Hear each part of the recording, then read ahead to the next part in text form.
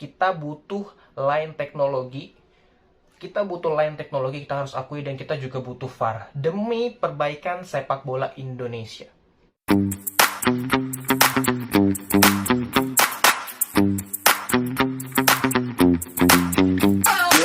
Hello, what's up guys? Balik lagi di channel Fun Abu. Di channel ini gue akan bahas beberapa pertandingan, sekaligus gue akan analisa secara detail bagaimana jalannya pertandingan. So, gue akan bahas dari Liga Indonesia, gue akan bahas Liga Inggris, Champions League, dan juga Europa League. So, buat lu yang suka bola, ayo kita diskusi bersama, kita tuangkan apa yang ada di ide lu. Lu setuju apa enggak sama pendapat gue? Lu boleh tuliskan itu di kolom komentar.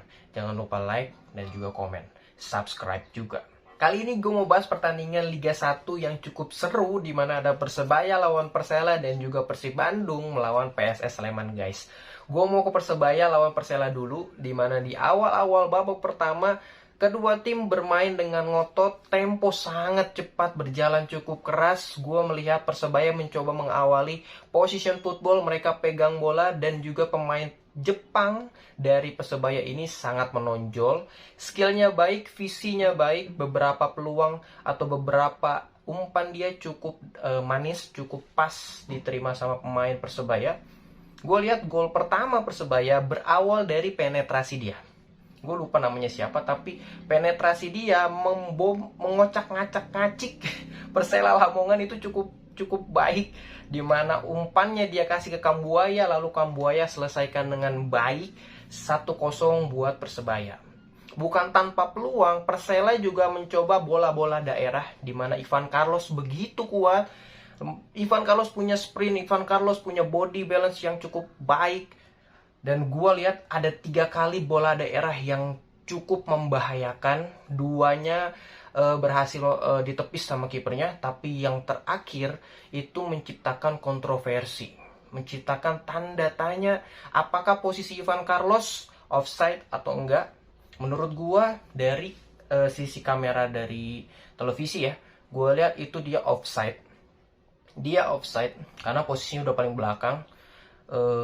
Lalu dia coba menyelesaikan peluang tersebut 1-1 untuk Persela dan juga Persebaya. Walaupun itu memang offset, tapi ya balik lagi, sebelum kejadian itu ada momen di mana bola menjadi tanda tanya juga, melewat servis bola mati Persebaya yang kiper Persela ini nggak bisa tangkep, masuk ke dalam kolong.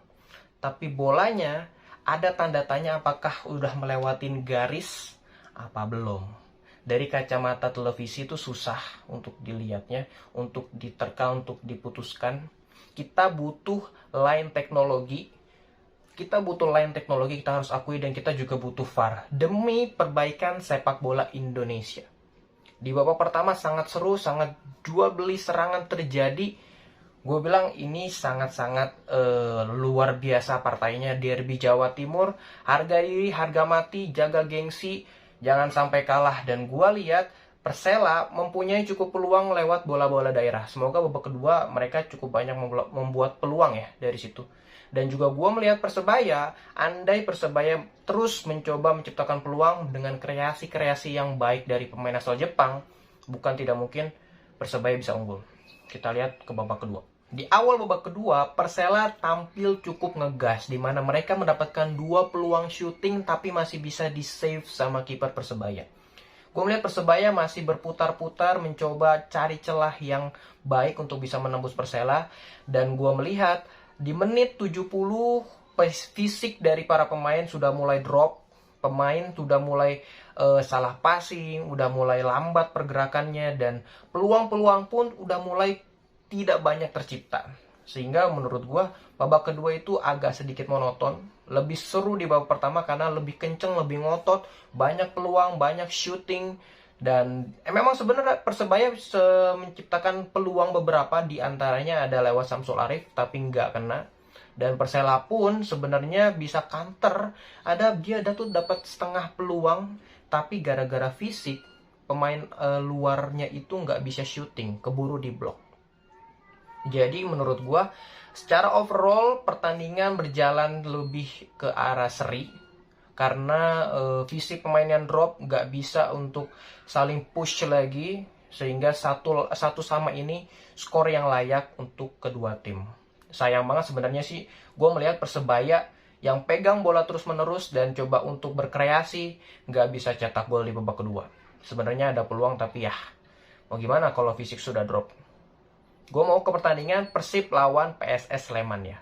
Di babak pertama, Persib menurunkan formasi yang berbeda, di mana Persib menurunkan formasi 4-3-3 berbeda dari sebelumnya yang 4-4-2. Mereka naruh 3 gelandang, di mana ada Dedi sebagai DM, terus box to boxnya ada Rashid sama Klok ya.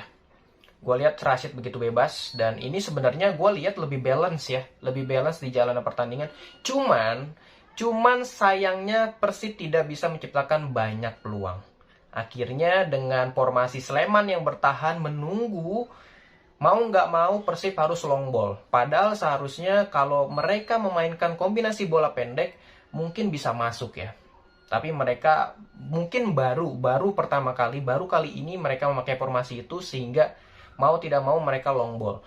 Memang 1-2 itu cukup berhasil, tapi ya namanya long ball itu mudah di intercept, mudah diambil sama lawan, sehingga Sleman pun berhasil menjaga gawangnya dengan baik. Gue lihat sangat konsentrasi sekali pemain PSS Sleman, sehingga membuat Persib kedodoran. Gue lihat ada beberapa peluang yang diciptakan dari Sleman berasal dari tidak konsentrasinya lini belakang Persib. Gue lihat si Irfan Jaya mencoba mengambil kesempatan, di mana mereka meliak-liuk dan mendapatkan 1 gol dari serangan balik dari kesalahan pemain Persib. Ini resiko dari ball position. Memang bola itu dikuasain sama Persib, lu harus jaga konsentrasi, lu nggak boleh kurang konsentrasi. Tetapi ya balik lagi, kalau lu nggak bisa menciptakan banyak peluang, gimana lu mau menang? So jadi buat pertandingan babak pertama berjalan cukup lambat, karena Sleman itu sangat rapat di tengah, sulit untuk ditembus dari pemain Persib. Buat gua mungkin seharusnya di babak kedua lebih banyak diciptakan peluang. Tentu harus ada yang diubah dalam strategi Persib. Di babak kedua ada perubahan strategi, di mana Persib merubah formasi 4-3-3 ke formasi awal mereka 4-4-2. Mereka memasukkan Luis dan juga Castillion dan menarik Febri dan juga Dedik. Ini menarik Febri, ditarik dari awal guys. Ditarik dari awal, masukkan Luis yang lagi menjadi tanda tanya dan juga Castillion. Dan terlihat pemain Persib bermain cukup lebih baik dari sebelumnya. Mereka menciptakan banyak peluang, dan gue melihat gol pertama Persib, Freds Butuan dijepit. Apakah itu pelanggaran? Itu menurut gue pelanggaran dari backnya, gue si Gultom ya kalau nggak salah ya.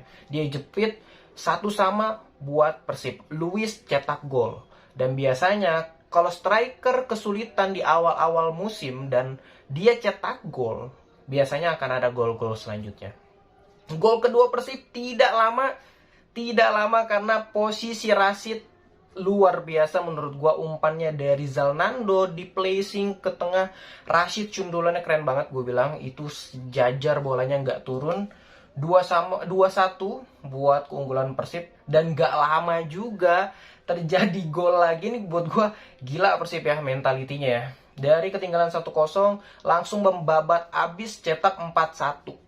Di menit 70-an Sleman pun mencoba untuk merubah strategi, di mana mereka memasukkan beberapa pemain yang bertipe penyerang. Salah satunya Arsyad, dan mereka sebenarnya berhasil untuk merubah itu. Mereka mendapatkan peluang dari Arsyad dan juga Irfan Jaya, tapi hanya satu yang bisa berbalas. Skornya 4-2 untuk kemenangan Persib. Gue lihat di babak kedua overall Persib bermain sangat baik, menciptakan banyak peluang dan juga ball position. Ini sangat baik untuk Persib, di mana mereka sekarang berada di posisi nomor 2. Nomor satunya PSIS Semarang. Dan besoknya, minggu depannya, kedua tim ini, papan atas ini, mereka ketemu. Dan kita lihat apakah yang akan terjadi, siapa yang akan mengkudeta posisi pertama. So, buat gua ini sangat menarik. Kita tunggu ke pertandingan selanjutnya.